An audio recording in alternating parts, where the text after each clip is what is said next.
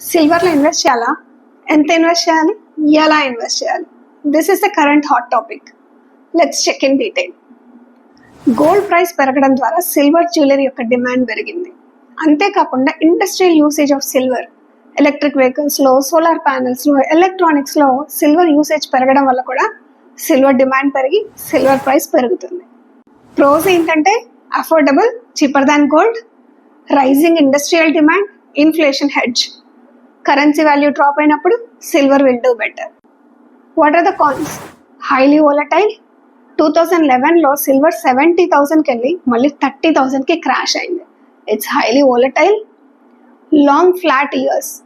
కొన్ని ఇయర్స్ పాటు silver underperform చేసే ఛాన్సెస్ ఉన్నాయి. ఫిజికల్ సిల్వర్ కొంటుంటే స్టోరేజ్ అండ్ ప్యూరిఫికేషన్ ఇష్యూస్. మన పోర్ట్ఫోలియోని డైవర్సిఫై చేసుకోవడానికి silver is a great choice, కానీ it should be less than 10% of our portfolio. Physical silver కన్నా ETFs and FOFs are better choice. స్మార్ట్గా ఆలోచించండి, తెలివిగా ఇన్వెస్ట్ చేయండి.